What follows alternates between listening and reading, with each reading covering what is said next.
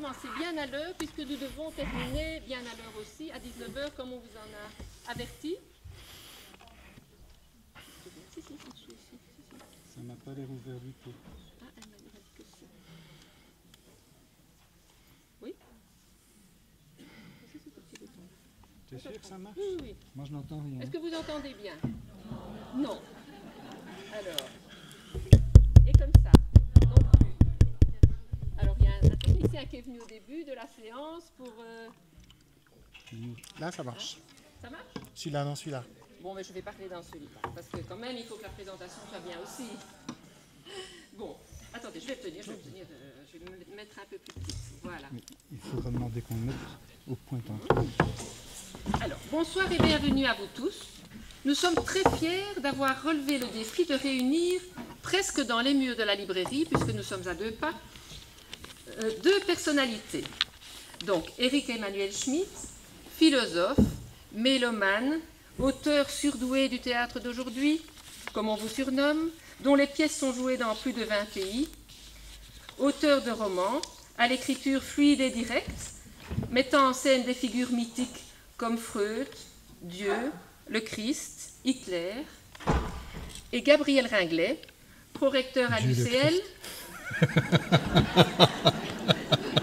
homme de communication et également homme de littérature. Une de vos conférences avait pour thème « Comment faire entendre une parole forte dans le respect de l'autre ». Cela vous caractérise bien. À tous les deux, je vous dis déjà merci. Je vous cède de suite la bonne parole. Et alors, je vais demander peut-être de fermer vos GSM. Comme ça, on n'est pas interrompu. Voilà. Je vais fermer le mien. Je n'ai pas. Bonsoir ou bonne fin d'après-midi à chacune et à chacun d'entre vous. Merci beaucoup de nous avoir rejoints. Vous voyez, quel plaisir, quelle joie de vous recevoir ici à Louvain-la-Neuve, Éric Emmanuel Schmitt. Je voudrais simplement vous dire que nous allons faire les choses à la bonne franquette, de la manière la plus naturelle qui soit, et qu'on voudrait surtout, et très largement, j'espère que le micro va fonctionner, vous donner la parole pendant l'heure que nous allons passer ensemble, sachant qu'il y aura bien sûr un long moment où vous pourrez faire dédicacer vos ouvrages. Mais je voudrais d'entrée de jeu partir non pas d'une anecdote, d'une petite expérience que je viens de vivre. J'étais à Paris il y a 15 jours. Je suis allé voir Oscar et la Dame Rose parce que j'avais une énorme chance. Je voulais absolument voir Daniel Darieux. Mais je viens d'apprendre une très très bonne nouvelle. Vous aurez l'occasion de voir cette pièce à Bruxelles à partir d'octobre à Auderghem. Donc c'est déjà une très grande information. Je peux vous assurer qu'il y avait une formidable émotion au Théâtre des Champs-Élysées. Je crois que j'ai rarement autant pleuré au théâtre. Mais ce qui m'a beaucoup plus étonné, c'est de découvrir après, dans une interview que vous avez donnée en Suisse, que dans le fond, quand vous étiez petit garçon, vous êtes allé un jour au théâtre, vous avez vu une pièce de théâtre et vous avez déclaré en sortant « Je veux être le monsieur qui fera pleurer les gens dans une salle ». Et ma mère a cru que... Quelle vocation, quand même. C'était Cyrano de Bergerac. J'avais 10 ans, en fait, et évidemment, comme c'était la première fois que j'allais au théâtre, j'étais persuadé que j'étais le seul à pleurer. Vous savez, comme un enfant qui est dépassé par ce qui lui arrive. Et puis tout d'un coup, j'ai regardé autour de moi et j'ai vu qu'il y avait 800 adultes qui pleuraient. Je trouvais ça extraordinaire. Je me suis dit, c'est dément cet endroit. Et à la sortie, effectivement, quand j'ai rejoint ma mère, je lui ai dit, je veux faire ça, je veux être le monsieur qui fait pleurer tout le monde. Et ma mère croyait que j'avais une vocation d'acteur. Et elle me dit, tu veux faire comme Jean Marais, puisque c'était Jean Marais qui jouait Cyrano. Et je lui ai dit non, Edmond Rostand. J'avais compris que celui qui organisait tout ça, c'était le dramaturge. C'est vrai. C'est une anecdote que mes parents m'ont rapportée à ma première pièce, parce qu'ils s'en souvenaient, eux. Moi, je l'avais oublié, bien sûr, mais eux, ils s'en souvenaient. Mais alors, à l'école, vous écrivez. Vos professeurs disent déjà que vous êtes un écrivain né. Vous écrivez une première pièce de théâtre à l'âge de 16 ans pour la petite troupe du lycée. Et puis on vous attend en lettres et vous vous retrouvez en philosophie. Qu'est-ce qui s'est passé là? Quelle est la rupture? Qu'est-ce qui s'est passé? Oui, j'ai écrit ma première pièce presque sans m'en rendre compte. Et j'en étais très heureux. On l'a jouée au lycée. Et puis après, je me suis dit, mais ça me plaît beaucoup, ça, c'est ce que je veux faire. Et parce que comme toutes les vocations, c'est quelque chose qu'on oublie régulièrement et qui revient régulièrement. Hein, toutes les choses importantes, on les oublie, ça fait des vagues. On les oublie, on y revient, on les oublie, on y revient. Mais après avoir écrit cette première pièce officieuse, parce que ma première pièce officielle, c'est beaucoup plus tard, je me suis dit, j'ai envie de faire ça. Et j'ai écrit ma deuxième, ma troisième, ma quatrième pièce, et je me suis rendu compte que tout ce que j'écrivais était vide, sans intérêt. C'était creux. Je n'écrivais que ce que pouvait écrire un jeune homme de 16 ans qui n'avait pas encore vécu grand-chose et qui n'avait pas réfléchi à grand-chose. Et je me suis dit qu'il fallait, pour écrire, il fallait être un homme, il fallait vivre, il fallait avoir une maturité que je n'avais pas. Et donc il fallait faire un chemin de vie. Alors je me suis dit que j'allais faire ce chemin de vie de toute façon. Et dans ce chemin de vie, il y avait la philosophie. C'est-à-dire que j'avais besoin de réfléchir, j'avais besoin de me construire une vision du monde dans laquelle je pouvais avoir des repères. Et la philosophie a été la grande passion intellectuelle de ma jeunesse. Et donc, je m'y suis jeté, pas à corps perdu, mais à tête perdue. Et j'ai passé, effectivement, de l'âge de 18 à 29 ans, tout mon temps avec la philosophie, à l'étudier, puis ensuite à l'enseigner, puis à écrire une thèse de philosophie, etc. Et puis à rompre avec l'université pour... Et puis, en même temps... Pour faire enfin des choses sérieuses. Oui, c'est ça. Le jour de ma soutenance de thèse à la Sorbonne, j'avais 27 ans, et ça s'est passé très bien. Et quand j'ai eu fini, j'ai dit à tout le monde, alors maintenant, je passe aux choses sérieuses. Et les gens m'ont dit quoi? Le théâtre. Parce que c'était ça que je voulais faire. C'était écrire pour le théâtre, pour le roman. Mais je pensais que la vraie place, en fait, de la philosophie, elle était comme elle est dans nos vies. C'est-à-dire, on se pose des questions philosophiques du matin au soir. Est-ce que j'ai raison de me comporter ainsi? Est-ce que j'ai raison d'agir ainsi? Est-ce que ce que je pense est juste? Toute la journée, on est comme Monsieur Jourdain, on fait de la prose et de la philosophie sans le savoir. Donc, la vraie place de la philosophie, elle est dans la vie, comme l'interrogation au quotidien. Et donc, pour moi, la vraie place de la philosophie dans les livres, elle est au fond dans les romans et au théâtre. Parce que, au fond, il faut recréer de la vie pour que la question philosophique se repose. Donc je trouve que l'écriture romanesque et l'écriture théâtrale, avec des vrais personnages, avec des vraies situations, avec des vrais enjeux, est au fond pour moi le vrai lieu où on doit se reposer des questions philosophiques. Il faut que la question philosophique, elle se pose dans la chair. Il faut qu'il y ait de la chair pour qu'il y ait du questionnement. Il faut qu'il y ait de l'urgence, il faut qu'il y ait de la tension, il faut qu'il y ait des passions pour qu'il y ait une vraie raison au questionnement. Donc j'ai toujours pensé que c'était dans la fiction qu'on devait faire de la philosophie. Et de fait, cette interrogation traverse au sens propre votre existence, votre propre chemin spirituel, puisque vous naissez dans une famille athée, si j'ai bien compris. Oui. Vous dites que la philosophie vous rend agnostique. Oui. Et puis qu'aujourd'hui, vous vous reconnaissez croyant. Oui, il y a tout un chemin. On peut en savoir un tout petit quelque chose de ce chemin, ou bien c'est trop impudique? C'est une impudeur que j'ai assumée le jour où j'ai commencé à dire oui, je crois. Mais ça a été très long à dire. Alors que... Oui, je suis né dans une famille athée, même anticléricale. Ça, c'est plutôt une qualité. Hein. C'est vous qui le dites. Et on m'a juste donné 1 an d'éducation religieuse simplement parce que mes parents m'ont dit, pour que tu comprennes la signification des tableaux dans les musées, que tu saches qui est cloué sur la croix et qui y a au pied de la croix, tu vas aller 1 an au catéchisme. Et puis, donc voilà, c'était touristique. Et donc je n'hérite rien à ce niveau-là, si ce n'est d'une conception complètement athée du monde. J'hérite de beaucoup de valeurs qui sont toujours les miennes, mais d'une conception athée du monde. Et puis la philosophie change ça. C'est-à-dire que le grand choc de mes études de philosophie, c'est d'abord de découvrir que des philosophes qui me nourrissent et qui me passionnent croient, comme Descartes en l'occurrence, ou comme Leibniz, et Kant aussi, à sa manière, Donc je suis tout à fait secoué dans cette espèce d'athéisme que je pensais que mon athéisme était scientifique. En fait, je découvre qu'il ne l'est pas. C'est juste une opinion, un préjugé que j'avais, dont j'avais hérité. Donc les études de philosophie me rendent agnostique, c'est-à-dire que je suspends mon jugement. Et à partir de là, je m'interroge avec beaucoup plus de force, continuellement, sur ces questions métaphysiques. Et puis tout ça, un jour, finit dans le désert, ou commence dans le désert. Je crois que je suis né à 29 ans, en fait, dans le désert, dans le Sahara. C'est ça ma vraie naissance. Parce que j'étais parti pour un voyage d'aventure, un pur voyage qui consistait à marcher dans le Sahara, dans le Hogar. On partait de Tamanrasset, puis on allait jusqu'à la Sécrème, qui était l'ermitage du père de Foucault, Charles de Foucault, mais qui m'intéressait comme une figure d'aventurier, plus que comme une figure spirituelle. Et dans ce désert, je me suis perdu. C'est-à-dire qu'un jour, après l'ascension d'une montagne, très, très exalté d'être arrivé en haut de cette montagne, qui est le mont Tahat, j'ai dit, je passe devant pour descendre. Et je me suis mis à descendre à toute vitesse comme un dératé, en sachant très bien que j'allais n'importe où, en sachant très bien que j'étais en train de me perdre, en sachant très bien que je faisais quelque chose de profondément irrationnel.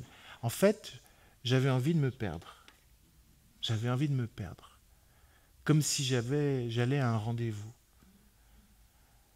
Et je me perds, parce que tout d'un coup, à 7 heures du soir, la nuit tombe, le froid arrive, février, dans le désert, il fait très froid, la nuit, et le vent se lève, et donc je me rends compte tout d'un coup qu'il n'y a plus personne derrière moi, j'appelle, personne ne répond. Alors je décide de me protéger du vent derrière un rocher, de me protéger du froid sous le sable, donc je me creuse un lit dans le sable, et puis je passe la nuit.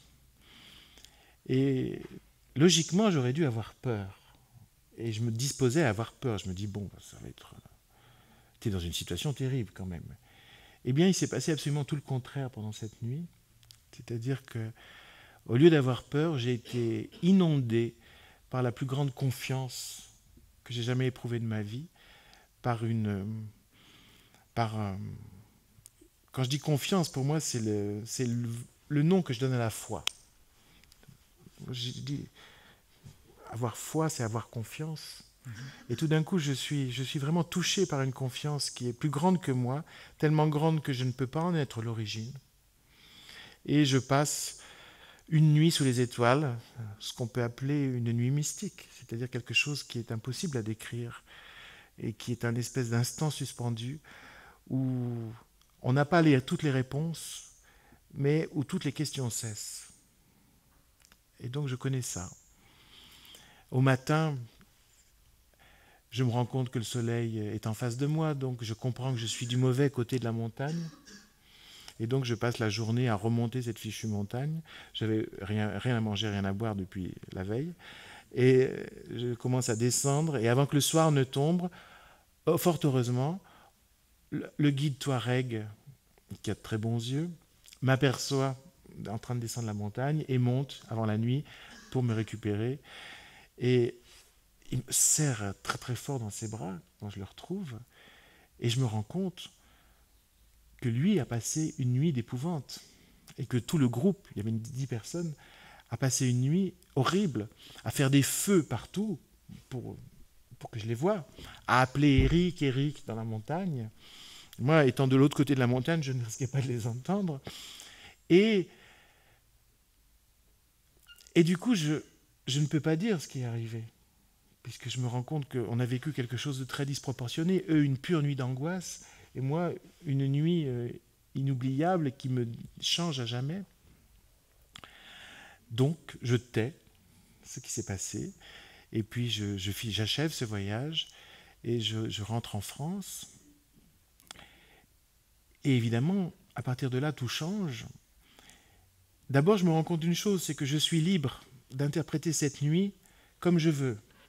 C'est-à-dire que je connais tous les arguments qu'on peut servir pour me dire en fait, c'est pas ça qui s'est passé. C'est-à-dire que j'ai tous les arguments pour me dire l'état de jeûne t'a créé une sorte d'euphorie, j'ai l'argument psychanalytique personnel que je peux me servir et que je ne vous dévoilerai pas. Bref, j'ai tout l'arsenal matérialiste, je dirais, pour penser que cette nuit est tout à fait autre chose que ce que moi j'y vois. Et je me rends compte qu'en fait, même par rapport à la révélation ou à la grâce, on est libre de fermer les yeux ou d'oublier. Et en même temps, on n'est pas libre parce que je n'y arrive pas. Et donc, je vis pendant plusieurs années avec cette merveille, ce changement intérieur profond. Et moi qui avais toujours rêvé d'écrire et qui n'y arrivais pas, eh bien voilà que j'y arrive, puisque j'avais 29 ans à ce moment-là. Et tout d'un coup, tout se met en place. Et j'écris plus facilement. Et j'écris Le Visiteur, d'ailleurs, à ce moment-là.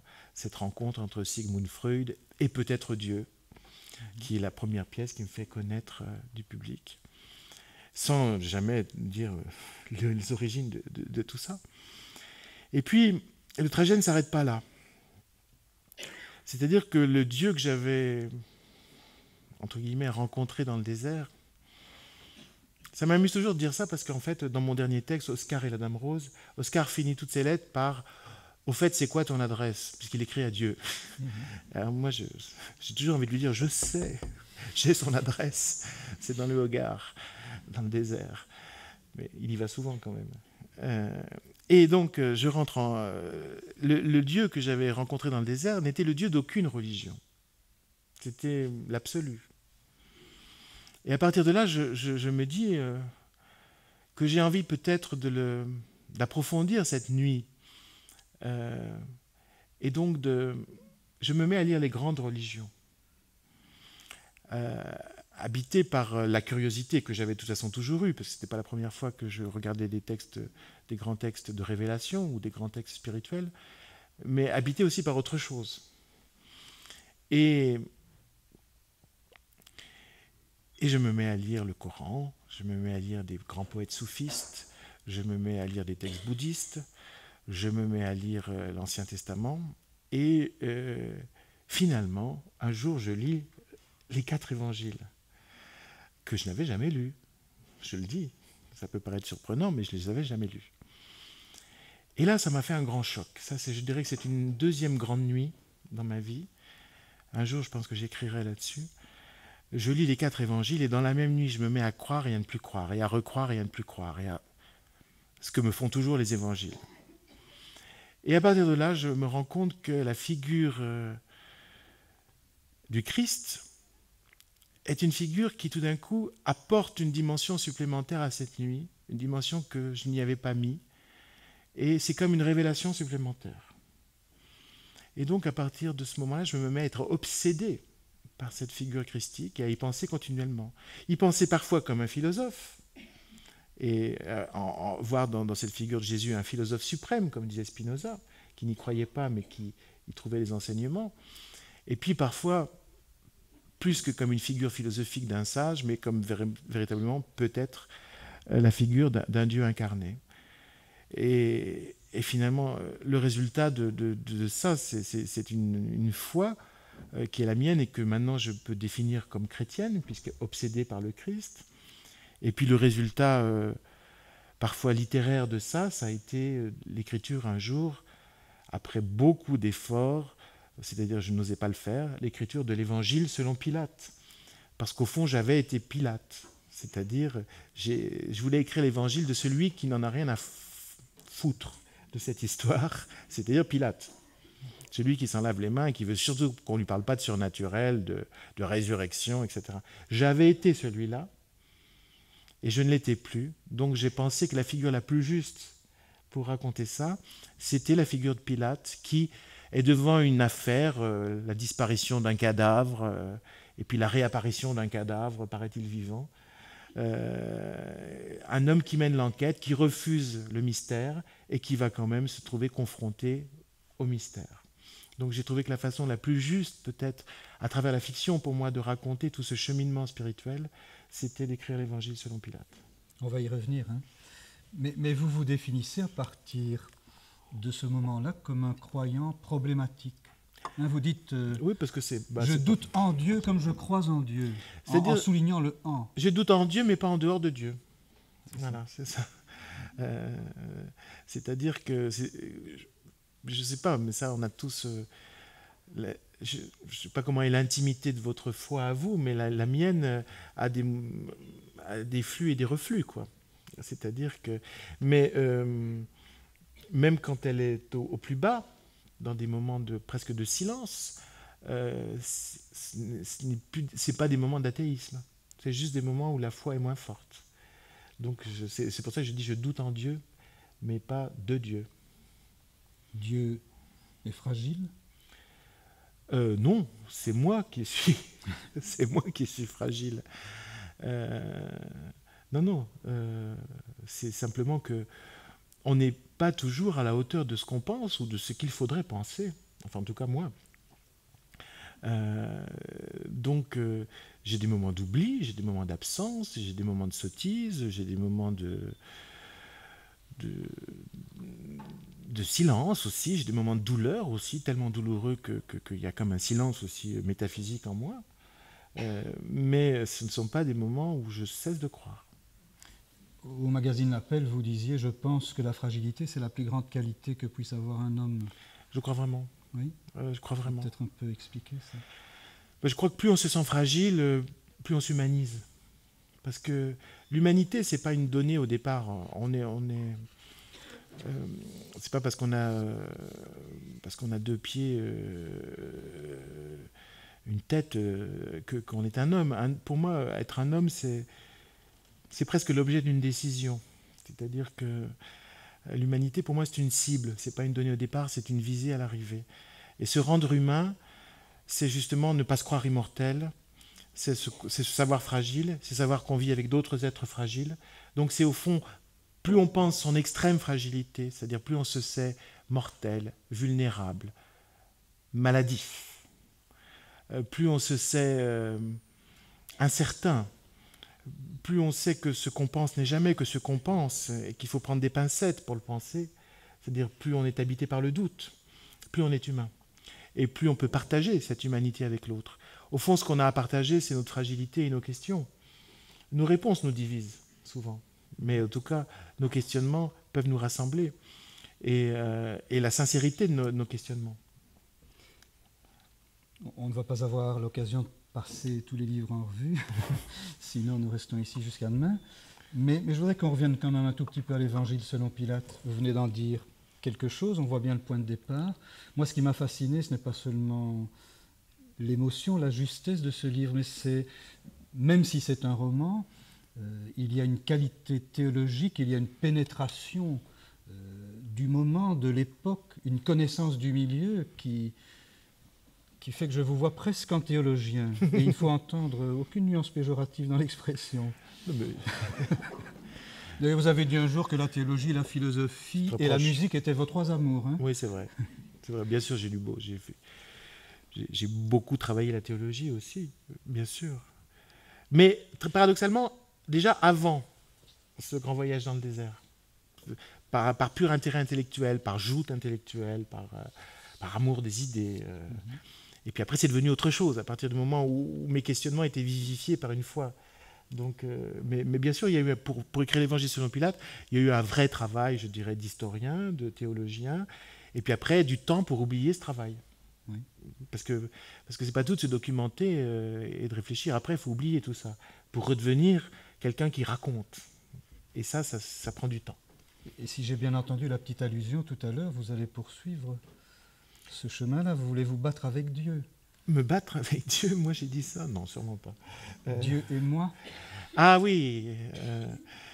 Non, un jour j'essaierai d'écrire précisément sur cette expérience du désert et montrer en quoi toutes les ramifications qu'elle a et de faire un livre que dans ma tête s'appelle Autobiographie avec Dieu. Je ne peux pas écrire l'autobiographie de Dieu, mais j'ai déjà mon titre. On a déjà le titre et l'éditeur, ça va aller vite alors. Hein? Oh, non. Non, parce que comme tous les livres dont j'ai envie, je n'ai pas envie de le faire tout de suite. Parce que moi, j'aime être en état de désir. J'adore avoir rendez-vous. Vous voyez ce que je veux dire? Et écrire, c'est avoir rendez-vous. Et alors, plus dans la mesure où vous êtes certain du rendez-vous, enfin, sauf accident, j'adore être dans l'état juste avant, quoi. J'aime bien être dans l'escalier. Voilà. On ne va pas tout à fait quitter le sujet. Quelque chose qui nous a quand même beaucoup retenu au cours de ces derniers temps, au-delà d'Oscar, c'est la trilogie. Mila Repa, et puis Monsieur Ibrahim, et puis Oscar. Alors, comment ça s'est passé? C'était au point de départ que vous aviez le souci de parler des trois religions, d'avoir une touche en tout cas sur chacune. Ça s'est construit après? Je crois que les religions, c'est comme les langues, on n'en connaît jamais assez. Et puis on en connaît bien une si on connaît les autres. Les langues comme les religions. Donc, quitte à parler d'une religion, autant en parler d'au moins de trois. Parce que je vais peut-être continuer. Non, c'était un projet... C'est vrai que c'est venu indirectement, c'est-à-dire d'un ami qui était bouddhiste, qui, comme moi, aimait les chants de Milarepa, c'est des grandes figures du bouddhisme, et qui m'a dit, est-ce qu'on pourrait faire un texte qu'on porterait sur scène, consacré au bouddhisme? Mais à partir de là, je lui ai dit oui, si. Je dis, toi, tu es juif, donc on écrira un texte d'après la Kabbale. Bon, celui-là, je ne l'ai pas encore fait. Et puis, je lui dis, moi, je suis chrétien, donc je t'écrirai un texte sur le christianisme. Et à ce moment-là, il faudra qu'on parle déjà, c'était le soufisme, parce que le soufisme dans le monde musulman était ce qui m'intéressait le plus. Bon. Donc, non, l'idée était là au départ que ça soit un cycle. Et ce qu'il y a, c'est c'est pas que je suis paresseux, mais je fais beaucoup de choses, donc j'ai mis du temps. J'ai commencé par Milarepa, qui était le texte dont je me sens, je dirais peut-être la spiritualité dont je me sentais vraiment le moins proche, et dont je suis toujours le moins proche. Et puis après, je suis rentré dans les zones qui me parlaient plus, c'est-à-dire quand j'ai écrit Monsieur Ibrahim, avec cette figure de sage qui sourit et qui passe peut-être pour un imbécile aux yeux de beaucoup de gens, mais qui ne l'est pas du tout, et qui a une conception mystique et poétique de la vie qui est celle des soufistes, que je respecte infiniment, et qui prie en dansant, ce que je trouve magnifique. Et puis le troisième a été Oscar et la Dame Rose. On va y venir. Où là, j'étais plus chez moi.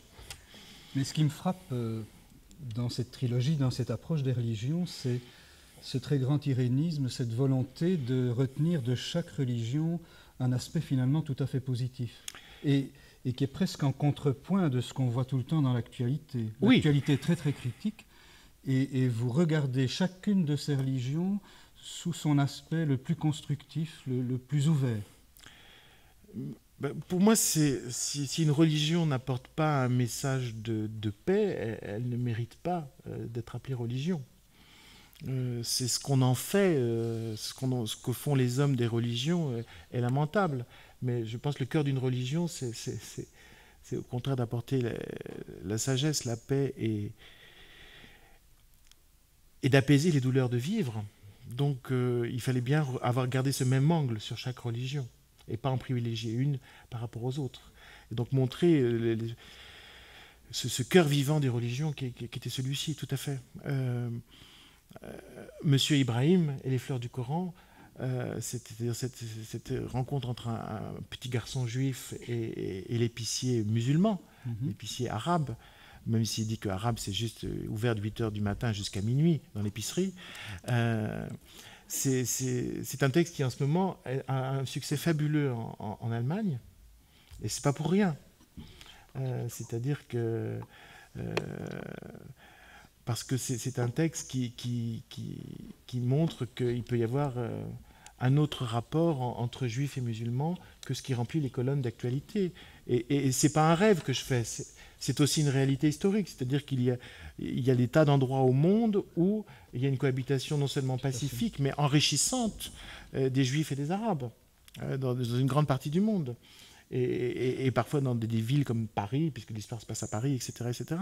Or, l'actualité dramatise au fond les choses et simplifie les choses aux yeux des gens. Et c'est vrai aujourd'hui, quand vous prononcez le mot Coran ou musulman en France, regardez, la pièce Monsieur Ibrahim, Monsieur Ibrahim et les fleurs du Coran, ça s'est joué à Paris de septembre à janvier. Maintenant, ça tourne en Afrique et au Maghreb, donc c'est plus à Paris. Mais dans le métro, il y avait des affiches Monsieur Ibrahim et les fleurs du Coran. Eh bien, dans le métro, tous les fleurs du Coran étaient taguées. C'est-à-dire qu'il y a des gens qui ne supportaient pas de voir marqué fleur du Coran dans les couloirs du métro. Ça leur était une violence insupportable. Donc c'est pour vous dire le niveau de bêtise et de violence auquel on arrive. Donc bon, on écrit pour lutter contre cette bêtise et cette violence. Chacun avec ses armes. Moi, je ne suis pas polémiste. C'est plutôt au fond en m'installant dans la tendresse que j'arrive à essayer de lutter contre ça. Puisqu'au fond, c'est en revivifiant les sentiments et les rapports humains que j'arrive aussi à montrer comment cette tendresse, elle peut être irriguée de conceptions religieuses. Donc moi, mon travail, il n'est pas polémiste, même s'il est polémiste en termes socialement, il est pas, à l'intérieur, il est plutôt dans l'affectif. Mais c'est à ça que sert la fiction. Pour Oscar aussi. Et pour Oscar aussi. Vous dites, ça m'a beaucoup touché, vous dites, quelque part, j'ai été moi-même Oscar. Bien sûr. Mais ça, là, par contre, je n'en dirai pas plus. Mais est-ce que, au-delà de ce roman, au-delà de cette histoire, il y a pour vous la conviction que les problèmes graves, les sujets graves, la mort, par exemple, il faut qu'on en parle avec les tout-petits? Et vous savez, depuis Oscar est paru en novembre, et maintenant, hier, par exemple, j'ai reçu 15 ou 20 lettres d'enfants belges, d'ailleurs, d'une école d'Ucle à Bruxelles, qui ont 10 et 11 ans, et qui m'écrivent à moi comme Oscar écrit à Dieu, ou ils écrivent à Oscar, ou ils écrivent à Peggy Blue, un des personnages du livre, ou ils écrivent à la Dame Rose. J'ai reçu leurs lettres. Et ce que je comprends à travers les lettres de ces enfants et tous les enfants que je rencontre depuis que le livre est sorti, je leur dis toujours, mais pourquoi vous avez voulu lire ce livre? Et ils me disent, parce qu'on a vu que c'était l'histoire d'un enfant malade, d'un enfant qui allait mourir. Les enfants n'ont pas peur de ça. Et c'est ça qui fait qu'ils ont envie de lire ce livre. Parce que tout d'un coup, on va bien leur parler d'eux. Ils savent qu'ils sont des enfants qui peuvent être malades et qu'ils sont des êtres qui vont mourir. Pourquoi est-ce que nous, on l'oublierait? C'est vrai qu'on l'oublie. Je trouve que au milieu de nos vies, entre 20 et je ne sais quel âge, parce qu'on conduit des voitures, et parce qu'on paye des impôts, on se croit immortel, mais non. Les enfants sont fragiles. Je dirais comme les personnes âgées sont fragiles. Et c'est pour ça que dans cette histoire, je voulais mettre en rapport un enfant fragile et cette Dame Rose qui est périmée, comme elle dit, c'est-à-dire trop âgée pour avoir encore avoir le droit d'être visiteuse, mais qui elle aussi est fragile. Parce que je pense, comme je vous disais tout à l'heure, que c'est dans la fragilité qu'on est plus intelligent. Quand on sait qu'on est fragile, quand on a l'illusion de sa puissance et de la puissance, on devient sot. Donc les lettres d'enfants que je reçois me rassurent. Bien sûr, dans quelques années, ils oublieront qu'ils seront fragiles, mais pour l'instant, ils se rendent compte. Merci beaucoup.